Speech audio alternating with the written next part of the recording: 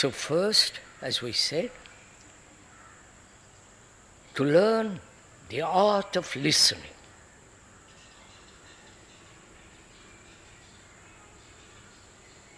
Listening to yourself, never distorting what you listen to. Right? That is, are you listening now?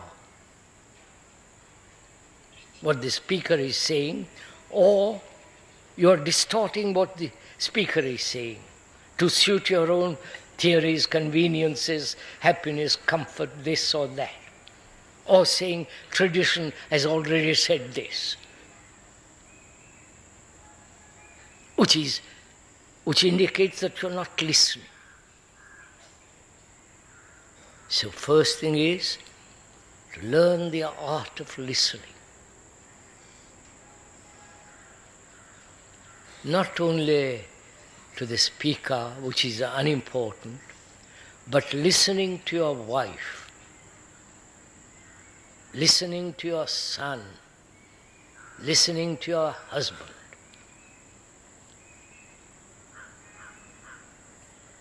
And you cannot listen if you have an image about him or her, a conclusion about him or her. That will prevent you from listening. Right? Do it, sir. If you listen that way, your brain becomes extraordinarily sensitive, alert, active, which is not now.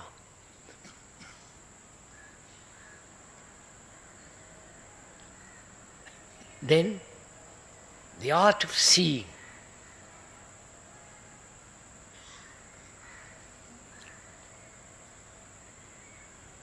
The seeing without the word.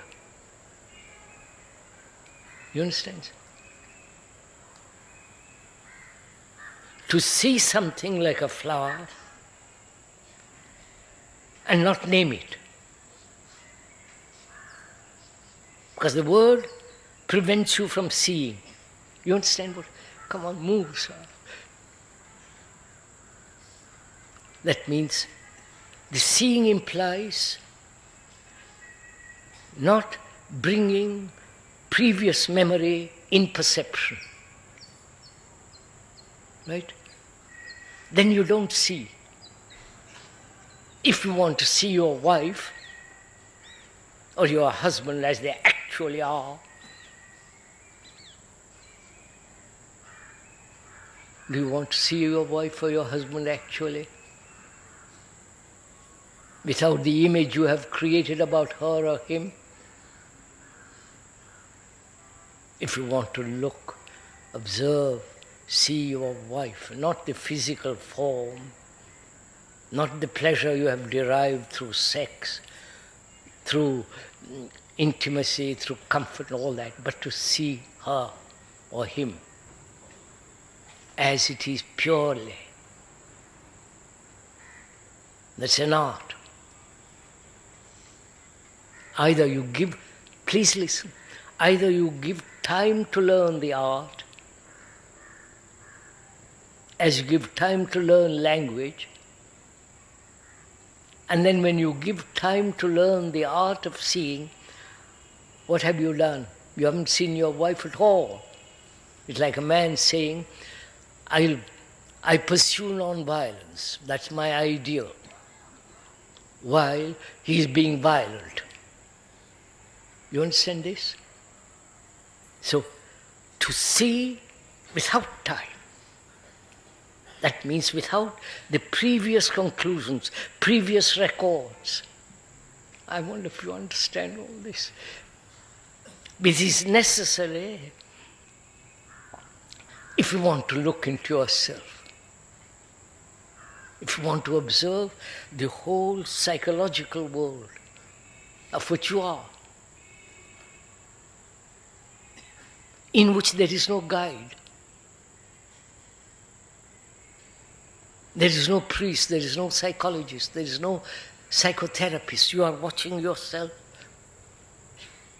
So you have to learn the art of listening to yourself. Do you see what it does? If you do it now, you see how your brain becomes extraordinarily supple, sensitive, active. And to see without the previous records that you have accumulated. Then memory is operating, not the optical clear observation, right? And also, one has to find the art of learning.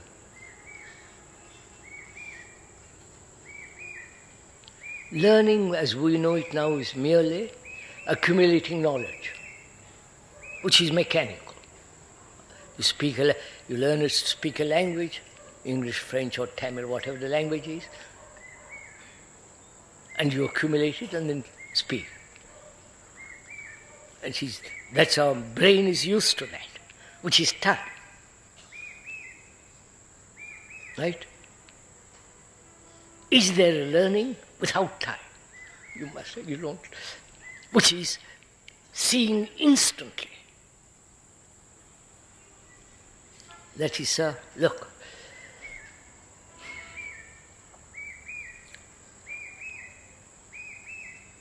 Man is violent. Probably inherited from the animal and so on. Let's go into the cause of it for the moment. Because each person will say the cause is different and will get lost in the disputation of various causes. But we are violent. Human beings are violent. Now, when you say I will become non-violent, you are learning to become something. Right? See, sir, please see what you're doing. You are learning through time to become. Right? Right? That is, your whole conditioning psychologically is to become something. If you are naughty, you become good. If you are angry, you hope not to be angry. If you are violent, you become... So, we use time as a means to learn to become something, or not to become something. That's our operation. That's how our brain works. Now, to see violence and not change it to become something else, but to see violence, you understand? Careful. We are thinking together. Please do it as I'm talking about it. If you don't like violence, take your own particular form of greed, envy, or anger, whatever, smoke, whatever you do. Take it, look at it. You say when you are greedy, I will get over it, or I will transmute it, or I will suppress it, which are all movements of time. During that time, other things happen which prevent you from ultimately becoming non-greedy. Of course. So, you see that. You see that's a fact. You see it. Do you? That the becoming involves time. During that time, you are learning how to become that.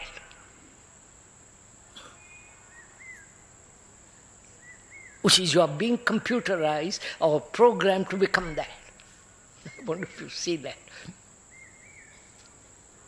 Whereas there is a different way of learning, which is you are observing yourself. If you observe yourself and you have learnt something about yourself, and with that from that learning you observe, you're not observing yourself. You understand the difference? Are you coming with me? That is, if I'm watching my greed, and I say I must not be greedy, because that's my brain has been conditioned or been told religiously and all that blah, not to be to be greedy. So I say I will learn not to be greedy, which involves learning, restraining, controlling, suppressing, all that. Right? That's clear. That's what we do. Now we're asking, is there a different way of looking at greed? The meaning of the word greed may create greed, or is there a division between the word and the fact? You're following all this? So I'm watching what is greed. And the brain is not going to be caught in the old system of becoming, but seeing it as it is and ending it instantly. Do you understand? Not going through the other process, but ending that which is observed immediately. See what happens. Look, I must take this very, if you want to go into very deeply, it's extraordinarily clear it becomes. Our brains have problems, right? Sexual problems, relation problems, money problems, many problems. Our brains are filled with problems. Whether there is God, whether there is no God, what to believe, not to believe, and so on, so on, so on. Now, every problem, new problem arises, you try to solve it with all the problems that you have already. So you never solve problems, except technologically. Please understand this. Technological brain can solve problems. But our brains are psychologically are so full of problems, any new problem becomes another problem to be added to the old problem. So, you understand, there is never an ending to problems. I don't know if you have realized all this. Or am I just pointing out to you? You are not learning from the speaker anything. Please realize this. Nothing. You are learning from your own observation. Therefore, you are a dignified human being, not depending on anybody. So when you are observing yourself, when greed arises, to look for the cause is very simple, right? Desire, which we talked about the other day. To see greed and end it. So that your brain is not caught in time. You get it what I'm saying? Do it, sir. As you are sitting now, you have your own particular little problem. Look at it. Don't try to verbalize it. Don't try to run away from it. But just look at it. Stay with it.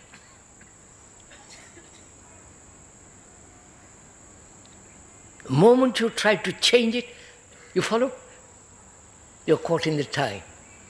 But if you stay with it quietly without any movement of thought, you will see it is not. Right? So, there is the art of listening, the art of seeing, the art of learning. With that, you approach yourself. Right? You approach yourself, which is the whole psychological world.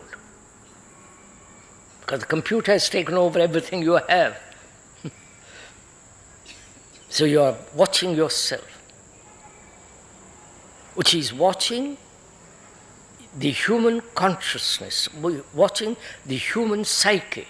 It's not your psyche, because wherever you go in the world, it doesn't matter where, human beings are suffering, right? Human beings have fear. Human beings are pursuing pleasure. Human beings are afraid of death. Human beings have no love. Right? So it's a common factor. Your psyche is the common factor. So you are the whole of humanity. You understand, sir? I know this is something probably new to you, therefore you're rebelling and resisting it. But if you just listen to it, you will see that's a fact for yourself. You may wear a different name, different color, different stature, different manners, but deep down, psychologically, you're like the rest of mankind. Mankind that's lonely. Mankind that is frightened. Mankind that is longing to escape from itself and burdened with sorrow of 1,000 years. You are that. So you are the representative, you are the rest of mankind. You are mankind. So when we investigate, we are investigating not your particular little me, which is part also, but investigate into the whole psyche of man. Therefore there is nothing selfish. There is nothing to be saved.